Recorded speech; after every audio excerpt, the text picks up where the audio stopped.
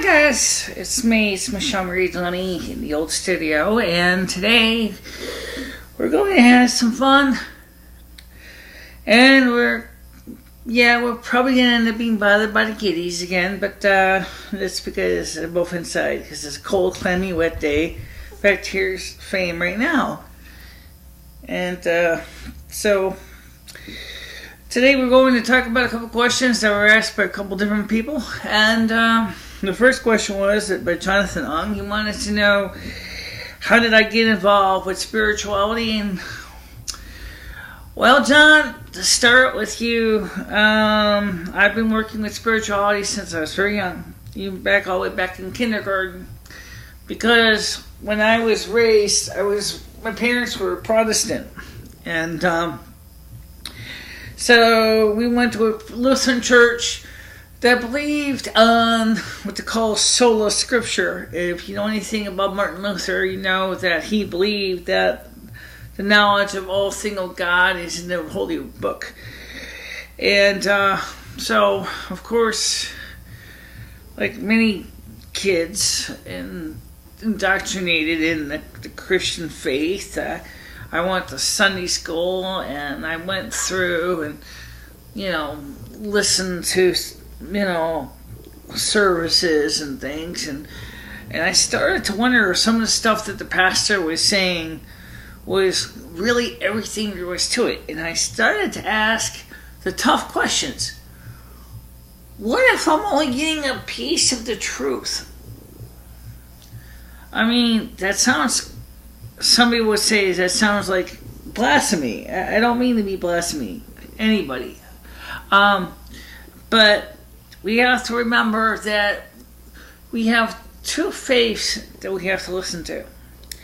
Our heart faith and our head faith. Okay? Now, our heart is just like Grandpappy said in Frozen.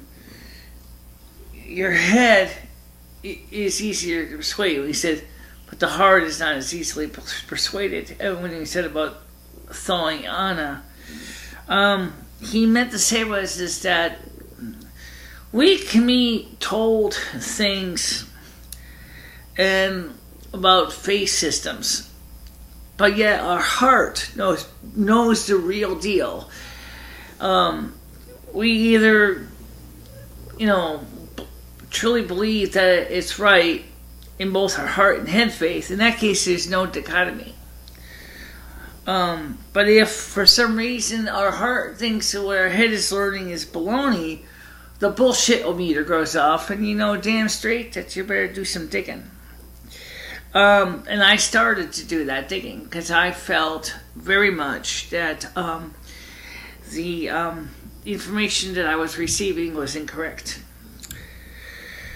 So I began a process of seeking answers, and I did find some at the age of 23. I went through RCIA and became a Roman Catholic, but I also felt even there was a limitation of just how much truth I could find. For some reason, I said to myself, so from 5 years on, really, is when I really started my journey. And I still dug around and asked questions, even by the time I was 23, is when I finally did something that my heart really felt was the best, which was to become a Roman Catholic, and I did. And I still love and I still admire the Church. I still respect Pope Francis and everything. But even there, I think that the teachings of the Church leaves me to kind of question what I was hearing.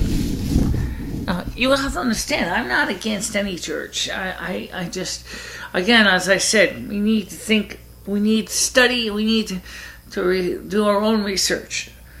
Like Glenn Beck would say, ask questions with boldness.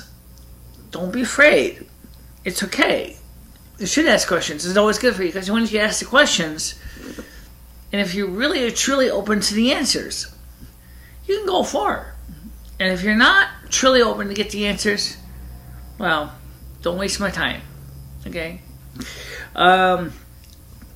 So, the situations that I went through in my life and questioning everything. It's something that SBs do by nature anyway. We question everything. I mean, if we think something's wrong, we're not going to say, oh, it's okay. No. What we're going to say is, why is it going on? Why is it right? Why is it wrong? Why do we believe in this faith system? What does this really mean? How many, clumps of crud in your fur frame?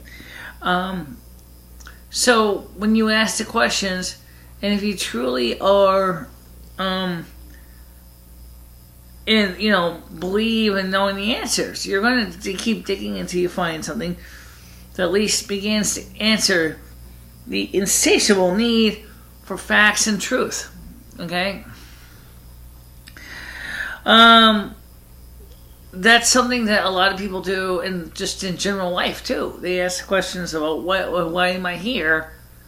What am I supposed to do? Especially when you're in high school. I think that was probably more noticeable to me from watching a lot of high school movies, such as 16 Candles, which I know is a comedy. Okay, but still, watching many other movies of the rites of passage, and is why am I here? What is my reason for the things in my life? What am I supposed to do in my life? And one of the things is that in the movies, we don't really hear in a large part of the movie of the parents saying to the kids, don't ask the questions that you're not meant to know the answers to. In fact, most of the time, our parents were telling us, they were shaking their heads going, no, Frank, don't do that. Oh, come on, cat. Don't, they didn't know the answers either, because they totally never had a chance to really get those deep thought answers. So, how do you answer a question when you can't answer the question? I think part of the reason is that... Lock in my microphone again, kitty. Okay. I think one of the reasons that we are afraid to answer questions is we may not like the answers. Okay, sure. We may not like the answers, but what if the answers, because we don't like them, maybe that should be telling us that, gee, maybe we need to rethink of things. Now, since I've been questioning faith systems since I was at least 5, maybe even younger than that, I don't just accept people saying just because. I want to know why. For example, think about something a little kid hears in Sunday school. Only people go to heaven. Why? Just because. What do you mean just because? You mean my cat, my dog is good and treats me nice and kind, he's not entitled to have eternal life? Why? Just because. But God created everything. So why would he treat me any better or any worse than he does my dog and cat? Just because. Then my bullshit alarm goes ding, ding, ding, ding, ding, ding, ding, ding, ding, ding, ding. Something's wrong here. And then it turns out the reason why we hear that just because answer is because the scriptures themselves do not necessarily talk about our pets. But at the same time, the Bible is anthrocentric. It's written for men.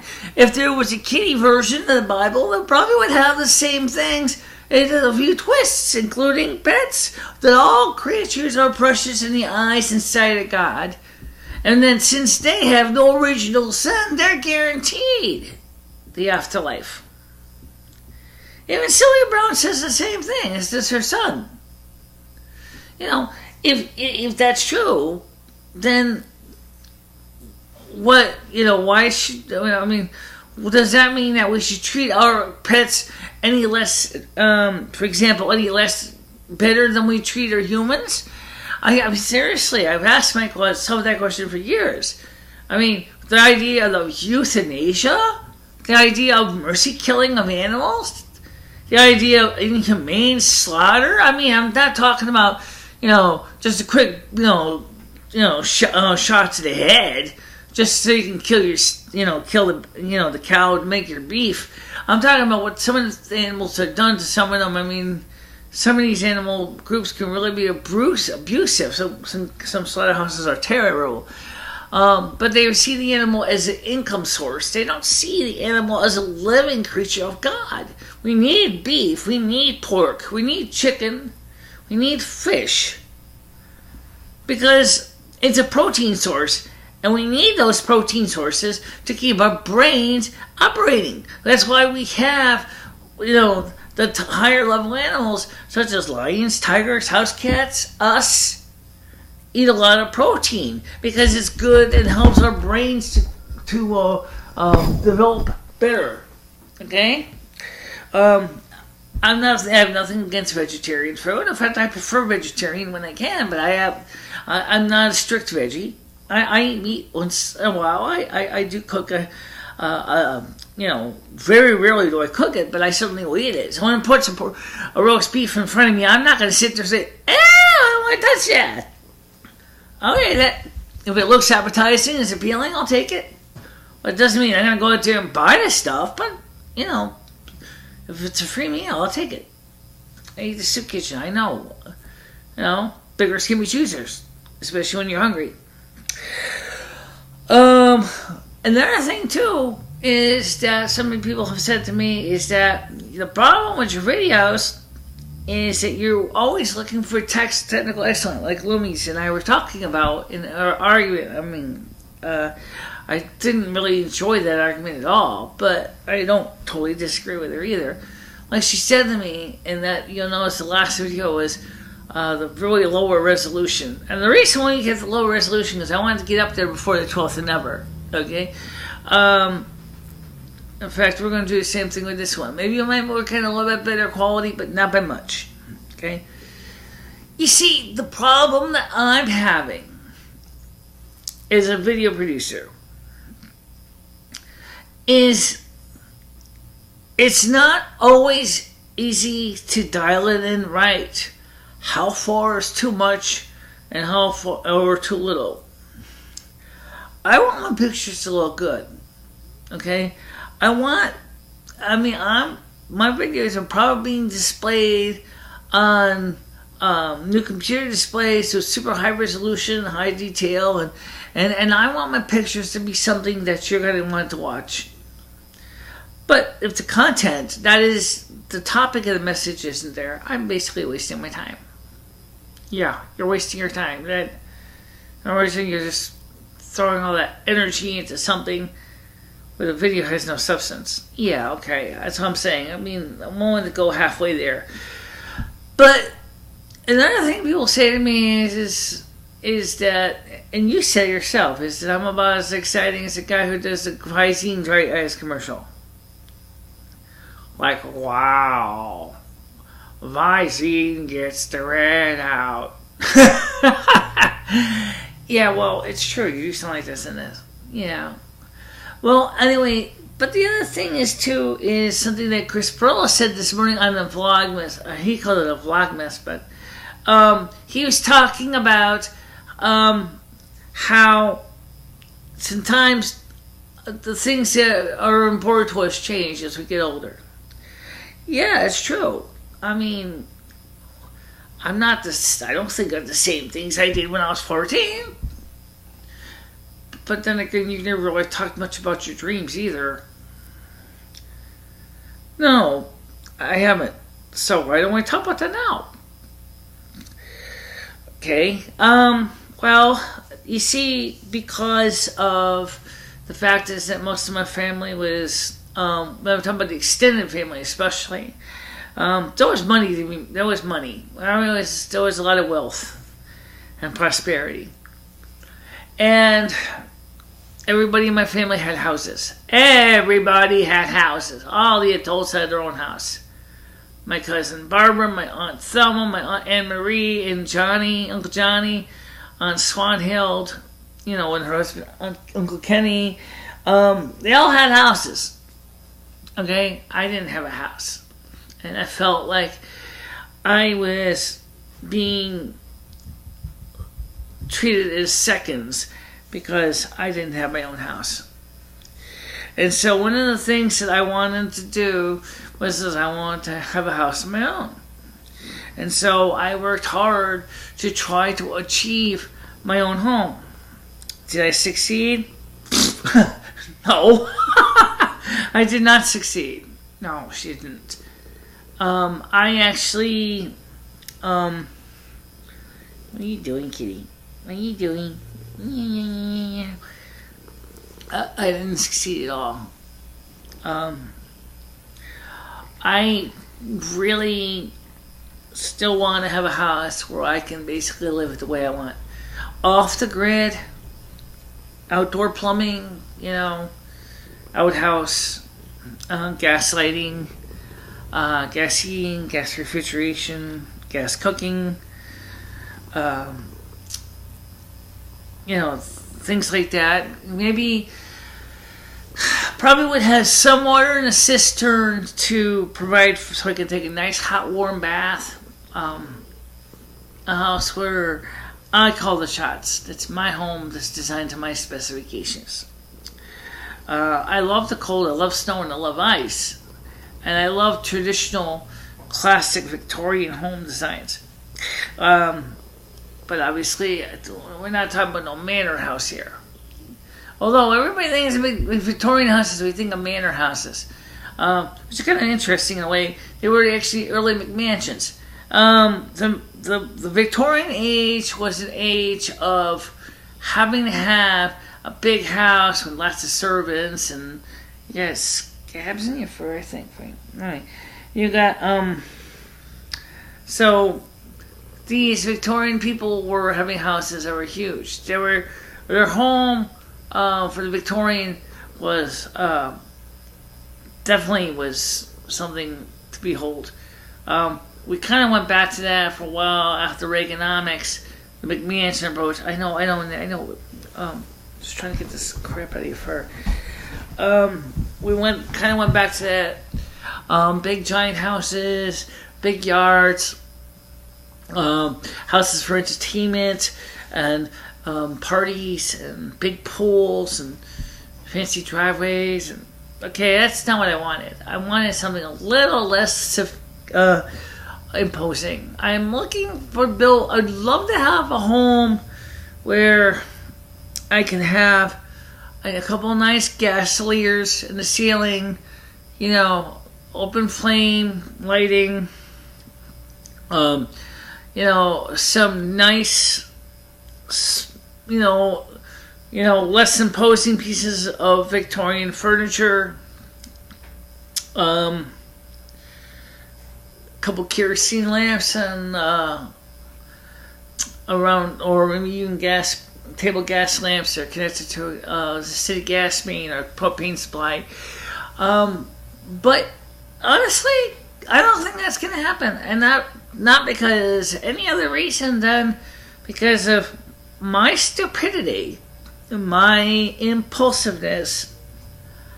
I have shot myself in the foot because I ran up a debt to the point where I'm now paying for somebody else's happiness, namely debt collection companies, and I had to forego all my dreams because of that reason, and now I'm trying to change that.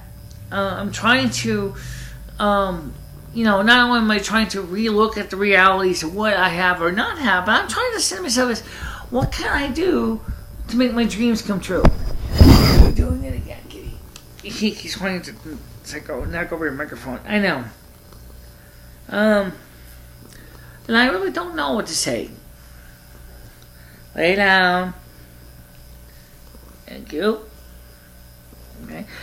So, I mean, I really, I'm not denying my mistakes. I'm not denying that I've made bad choices. In fact, I'm probably one of the few people who would actually, that will be honest when tell you is through humility is, it is my own fault is what I've done and what I have failed to do.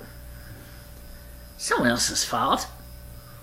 Why would I want to blame anybody else for my mistakes? That doesn't make any sense. I mean, that's one thing I learned from my spiritual studies from, both through RCIA and also through Confirmation in Protestant Church. It's the same thing. You can't sit there and blame somebody else for your faults. You have to be willing to accept when you screw up on your own means that you need to fix it. Then it ain't going to necessarily happen tomorrow. I mean, you might like it to happen tomorrow, but it's not going to happen tomorrow. So you need to basically say, okay, I got to work on it one day at a time. Maybe maybe next year, maybe around 2016, January, maybe I might have enough to save up to pay off for a down payment on a house. Probably not, but you can always dream, right? What kind of house do I want? I mean, this wouldn't be a bad house. I mean, this would make a nice little cottage. I mean, it's 400 square feet. I mean, it's about 400. It's a little bit bigger than that because you got 4 rooms here. Each one's about 12 by 12. So that's that's about 400 square feet approximately. It's not bad.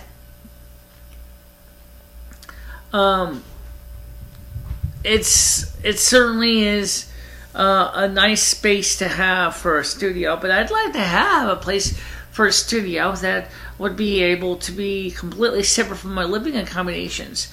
So that would be maybe a basement. That would have been even better.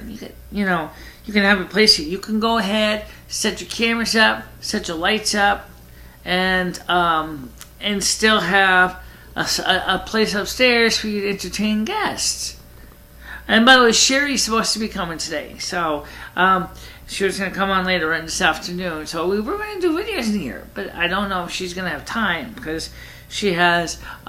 She's just going to swing by and drop off a present for me, and that's what we're going to do. But this year, I didn't even think much about Christmas. I really didn't. Christmas is a wonderful time, but I just didn't really think much about it. But we'll talk about that in a bit. So the point is my house would be, ideally would be a house of one. I can have a separate place for my video work. A separate place where I can entertain guests. The few times I have guests, a place where we can get together that doesn't involve looking at video camera gear and cables dripping all over the place. Place where I can have the pleasures of having my own company. They'll feel comfortable. And, that's what I want. And I would love to have a work on my weight, too. I still am working on that, but that's taking longer than I thought, too. Same reason as I said, it's my own fault. And my words, my deed, what I failed to do. But I know I will, through the help of Mother Asna and of course Lomi, we are working on that to make, positive steps to fix that. Poor kitty's got scabs. Yeah, he's got scabs because of flea bites and scratching his fur. By the way, he's doing good. He's getting fat. Oh, that's good. He should be getting fat. Yeah. Yes, he's also much happier now too, by the way. I got a ways to go in my life to get things done. Yeah, you do. one of the things Michelle was thinking about, and we kind of deferred it for the time being, is you want to tell me which one of your projects was? I am full of projects. Yeah, I know. One of the projects was I wanted to possibly set up a few more cameras in the kitchen for two reasons. One, so I can monitor who's coming and going. Okay. Two, so that I can actually show cooking demonstrations. The first one was because originally, a couple of months ago, someone was stealing food out of my refrigerator. Okay? And I don't see that happening anymore. But the second one about cooking demonstrations, I still think is a kind of a cool idea. I mean, I'd love to show some of my fact is I do love to eat. I love to do things with food. Okay? And like we see like on the fancy cooking shows, you see how you can see overhead and look down at the chef as they're cooking, and so you can see the preparation of the food. We wanted to do a turkey demonstration this year. We didn't get a chance to for two reasons. Number one, the existing camera we have now, the cord is not long enough to reach into the kitchen. Right. Second of all, is it would have been too low down, because it would have to either focus on the turkey or we'd be able to focus on me, but we wouldn't be able to focus on both because the camera didn't go high enough. So I was thinking is get one of those dome cameras and mount it on the ceiling and have it aimed over at the kitchen table so that we could actually show food preparation. And at the same time, also provide a way to watch the kitchen door. So it would be two things. The only thing is that I don't really feel like spending that kind of money, considering that, life is fleeting and I don't know how long I'm going to be here. I mean, I could be here for another year, I could be here for another 5 years, I could be here for another 2 months. We never know. That's money that I really would not want to necessarily throw around for something that may only be for a short time. The other thing too is I have bigger problems besides putting cameras in my kitchen. I mean, I gotta get footwear. My sneakers are shot. They're beat. They're old. They're holy. And then the fact they're so holy, you should probably sprinkle holy water on them because they deserve to receive final rates. Stuff or things have been kicked around, thrown around, dropped, dragged, worn out. I mean, I kill my footwear. They just fall apart after a while because I'm always walking around in all weather, and so that makes it kind of hard too. On top of that, with my health as it is, wouldn't it make sense for me to consider in the future of relocating to an environment that would be more ideal for my health conditions? For example, yes, the Can-C eye drops have helped my eyes, and they've helped quite a bit. But, they're not a magic bullet. I mean, I'm getting older. I'm not going to live forever, Ed keeps saying to me, why don't you move to Florida where it's nice and warm and you'll be able to enjoy your final time on Earth and all that. It's like, I don't want to go to Florida. It's too hot. But how about someplace where maybe a little more conducive to my feelings, or like maybe where I could have, live free or die. I can build a home of my dreams. I can finally enjoy the many dreams and passions I have and not feel like I am tied down to somebody else's idea of what is good health. Take, for example, our state of Connecticut, as in many places in the Northeast and also on the West Coast as well. There's building codes that are really designed to everybody to have what they consider suitable minimal. Now, suitable minimal is you got to have electricity. You got to have cable television. Well, maybe not so much a cable, but they definitely, yeah. Well, that's true, but you know what I'm saying. You got to have city water. You got to have city sewer. You got to have. In some cases, it makes sense.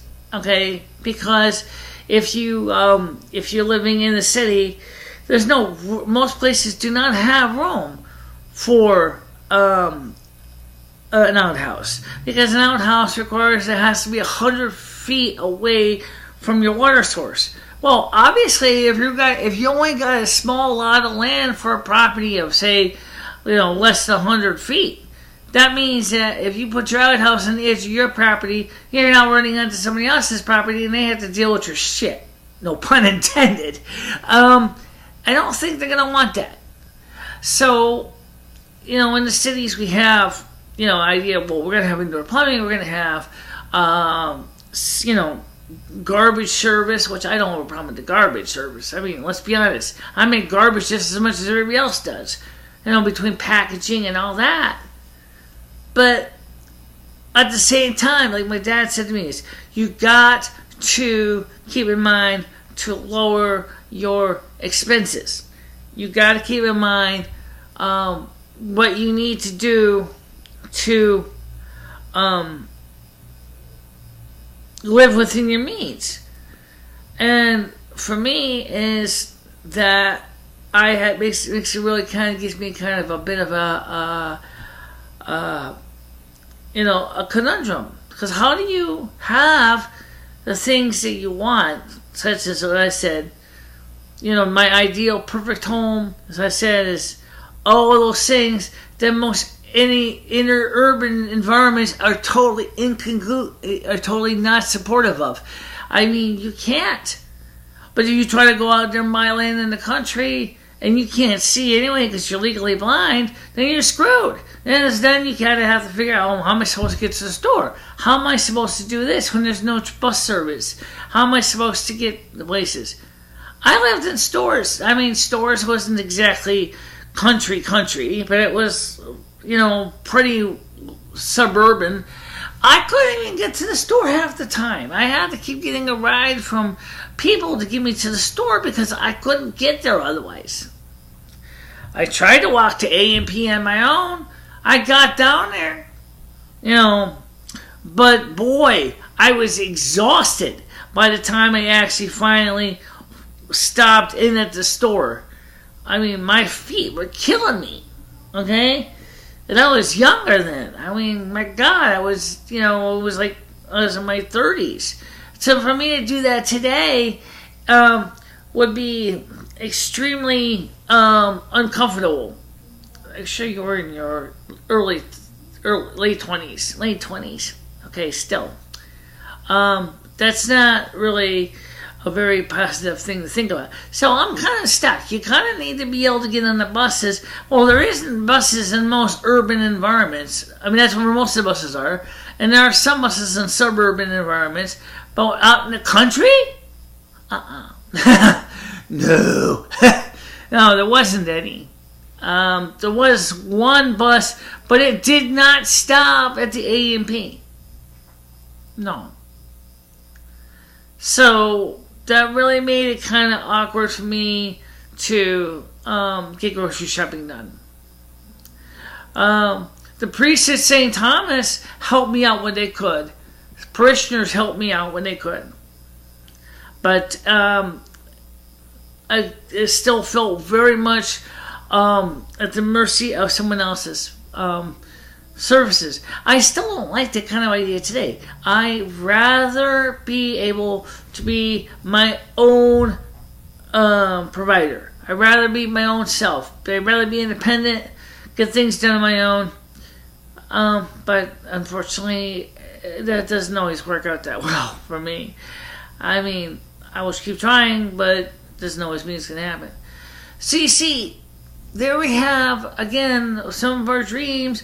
When we look at them in light of what's going on in our modern age now, some of them just don't work out the way they're planned. Of course, back when I started thinking about doing this, I was younger, I was in better health, and I was doing more. But now, if someone said, "Oh, look, Michelle, I have a cottage in the middle of the woods for you. Here, I'll sell it to you for $5,000. And it's got an acre of land, it has an outhouse in the back, and it has a hand pump for water and everything, and it has wood stove and all the stuff that you want. Old Bailey Bumpus is in the middle of nowhere, Maine. Oh, gee, that's nice. How do I get to nowhere, Maine? You're going to have to arrange your own transportation." And then you kind of realize the beginning of, oh shit. So again, I've had to change my plans over and over again because I don't always know what the best plans are. No, you don't. But how does that tie in with spirituality, by the way? Well, it's the same thing with spirituality. Sometimes you think you have it right, and then you find out, say over a period of time, that maybe what you thought was the right answer was not quite the right answer. So then you have to revise what you believe in, because given the new light information, it doesn't work out for you. Well, of course, there's a difference between living out in the middle of the sticks versus believing in the flying spaghetti monster. Oh, by the way, you want to hear this? Okay. Is this about the news article you saw today? Yeah, it's kind of the reason why I bring spirituality. You must bring it. There's a church down in Florida called the Flying Spaghetti Monster. Yeah, I thought that was kind of cool. And that, yeah, definitely different.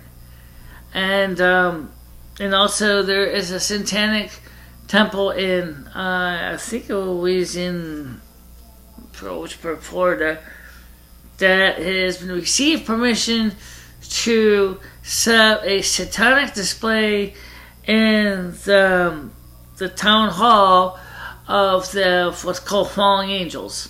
And then also the same group wants to put a statue of Baphomet in Oklahoma next to the Ten Commandments. Okay. So there's definitely is a lot of strange things going on in the world. But how does that tie with spirituality? And what's the difference between spirituality and spiritualism? Well, spiritualism is kind of not really a new idea. In some ways, the Protestant group, Protestant evangelicals kind of spearheaded it because they, and some Catholics do too, but it definitely is we believe that since all of our loved ones have died and have gone to heaven, at least we hope they did, that we should be able to contact them by using pieces of divination, including the Ouija board, tarot cards, things like that. And, well, tarot cards are more for, aren't they? They're usually used for, not divination, but they're used for, they're divination. They're used to try to determine what's going to happen to your future. Right, but the Ouija board and mediums are how you talk to the other side. That's more what they're talking about. Yeah, but one of the things is that many of these groups have said, and is that the evangelicals are definitely pushing it, is, oh no, this is guaranteed not a good idea because, first of all, you don't know who you're going to be summoning when you try to call people on the other side, because the spirit world's got full of tricksters. Yeah, that's true. With the Ouija board, the movie project, you guys learned from Mother Osna that it was really not at all something that you should be dabbling with, because especially unless you're really serious and dedicated to knowing how to protect yourself from evil. The reason why you and Sherry, that when we couldn't get the Ouija board to move, was because you had cast such a strong circle around on the Ouija board, you guys, that no spirits that wanted to communicate with you could get through. Right.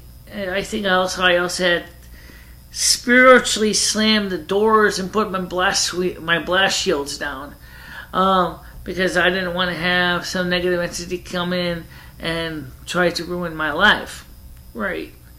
But still, what the spiritual, what these groups are saying about spirituality being a bad thing, I think you know as well as I do, is that a lot of times people get involved with this divinations, and then they don't know what they're doing, and then they're ill prepared. Yeah, so what happened with Sherry. She was going about it like it was all glib. Oh, it's okay, it's just a Ouija board. And like I said, it's a waste of money. I still felt that. And then after Ed was able to successfully contact Lucifer, he began the process of asking questions about his own future, which is fine. That's his own questions. I don't have a problem with that. But Mother told me and you that we're not to touch the oracle ourselves. So, that's what's called oracle. So we had to have somebody else manipulate it. So since Ed was in contact with Lucifer anyway, since he was on a one-to-one basis with him, he did the readings. And one of the things is that he was terrified about is that everything that I told him was genuine, and Lucifer did not mince words about that. He said, yes, Michele indeed is the North American Snow Queen. Yes, Michele does really control winter weather. She's not that great at it, but she controls it. Right. And yes, Michele is a sorceress, and, so, we get into this. Once Anna had it confirmed by the Prince of Darkness that everything that I am is what I am, he wasn't sure how he was supposed to react. Part of him was totally dumbstruck, but then the other part of him was like, well, I think I owe Michele a couple of apologies. Because she was telling me the truth the whole time. And I think he also was very, very afraid when he had originally, about 2012, when he had cast a curse on me, that he was extremely upset to find out that I was almost ready to commit suicide because I couldn't get it was 2013, Michele, not 2000. Was it? Yeah, 2012, you're right, 2012. And I was so ready to commit suicide because I couldn't get anything work. But Mom told me, she said, Michele, don't do anything stupid like that. You just got to get him to lift the curse. And he did. And now we're doing better, both emotionally and physically. But electrically, we're not doing as good. Well, no, because we're using more energy now with the incandescents than we were with the fluorescents. We were going to try the CFLs today. I screwed in a big 85-watt monster in the light fixture, and my eyes screamed bloody murder. I said, no, my eye! And then it sent stabbing pains right to my eyes. I said, stop! I'm like, that's it. I'm not going to go through this shit. No, I wouldn't. And the thing is that, I don't think those bulbs are good for you. Those big ones especially are really, really... Well, they weren't even that bright. These incandescents are brighter.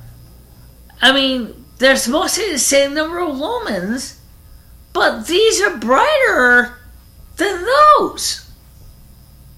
Yeah. I mean, they don't make ultraviolet light. I mean, they make lots of warmth, which right now I could use, because me and the landlord are going to try to find out what the original wire is for the thermostat, because that's why my thermostat doesn't work, is because we can't find the original wire that goes to my heat from the thermostat. So if it gets worse, we're going to be running a new line downstairs to the boiler room. That's that'd be nice to be able to tell my own heat where I'm on it, so I can keep it cool, but not, so cold that I wake up in the morning and and find, that it's almost impossible to get myself out of bed without feeling I'm going to get frostbite.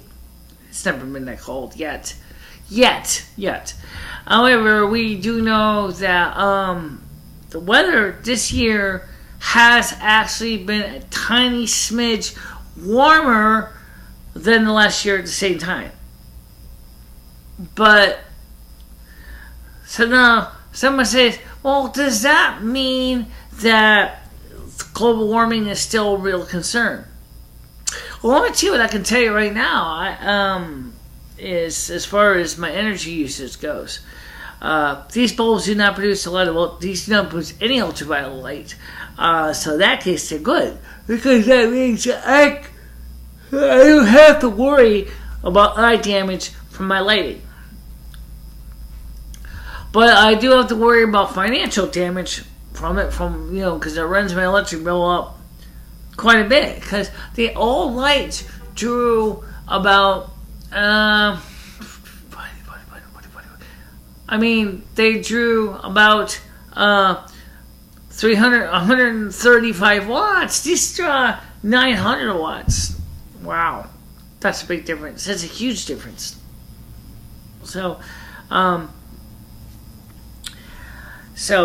But again, you have to decide which is better. Do you want to be able to see, or do you want to be able to worry about having a couple extra kilowatt hours available for other things? Okay, you have a trade-off.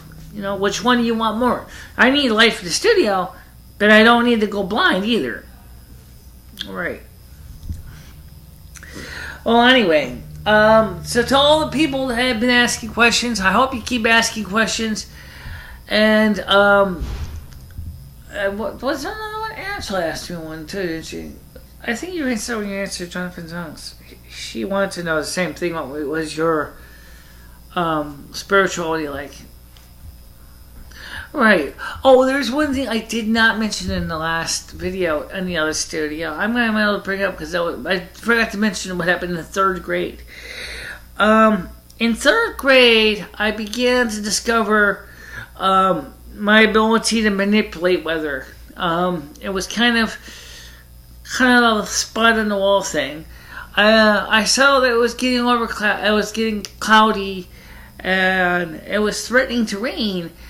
And I didn't want it to rain. So I started singing at the clouds to tell them to leave, to disperse. And they did. They left. The sun stayed out the whole time at recess. Now, I know that sounds kind of stupid, but the truth was that is when I began to wonder if there was more to me and my spiritual desire for knowledge than just wanting to know if dogs and cats go to heaven and things like that. Was what else can I do? What are my abilities? Why am I here? That's the questions. I knew some of the answers from my Protestant faith, but I didn't have everything, all the answers. And so I kept asking questions. And that's fine. Keep asking questions because it helps you to learn. That's the whole point. So I still sing at the clouds today, and I still can make the clouds move away. Now I don't even have to sing. All I have to do is point to the clouds and say, "You, go over there. You, come towards me." Right now, for example, it's overcast. It's not really nice out there. It's wet, it's rainy, it's cold, it's cloudy, it's just kind of bleh. Can I try, when you got this much heavy stratus clouds, trying to push them away from you is difficult to impossible. A couple years ago, we had so much damn rain, I decided to do a strong, very powerful, strong working to get the clouds away by sending the forces from the east towards the west. We know what happened, don't you? Vermont got a severe surprise when super strong winds from the east caused significant wind damage. They said, meteorologists said, we don't know where the hell this came from. We never get winds like that from the east. We always get them from the west. Where did they? All of a sudden, they come from over the Atlantic Ocean, and they're really powerful. They were gusting, and they were blowing everything over, and church steeples are getting damaged. What? And I'm surprised they didn't say, it seems like the power is coming from Litchfield County in Connecticut. Because something over there is pushing all the forces of the east westward. That was me. Unfortunately, as I also said before I became the Snow Queen, around 2010 I did this. Yeah. And that's when I began to realize that there's obviously sometimes one must be careful, because if you're not careful, they're just like Rumpelstiltskin on Once Upon a Time says, magic has a price. It sure does. Magic is not free. I mean, if you want something to happen, then somebody else somewhere else is going to be experiencing something that you don't intend.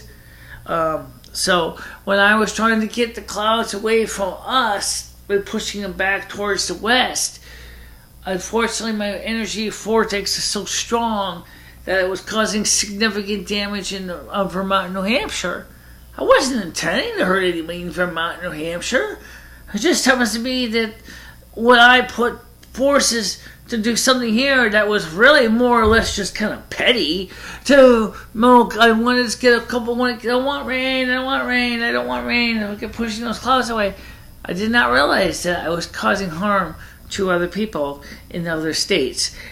And that brings up another issue we'll discuss another day, is responsibilities and also juju, and how it affects our work, and what one can do to protect from causing harm, unintentional harm in this case. If you want to cause intentional harm, the video would probably still be a good point to use. To at least keep in mind that there's karma, and karma is going to make right. It's going to balance its books, and so bad people, for example, do unfortunately get punished sooner or later. But good people that don't mean to do harm, do unfortunately get kind of a slap in the wrist, depending on the situation. And that was a hell of a slap in the wrist to find out that I just basically caused significant damage in towns of Vermont and New Hampshire. I didn't even think of that until all of a sudden, when they told me exactly when the winds came, was exactly when I was at my crescendo at my maximum force, throwing wind around. That's the reason why you have to be careful, because of that reason. Yeah, because was that synchronicity? No, that was fact. That was actually what happened. Yes, it was. So it was, so you have to think about that too. Is if you do things that there's often repercussions, hidden repercussions, which are the worst kind, because you don't know what you're going to get out of it. So you try to balance the books.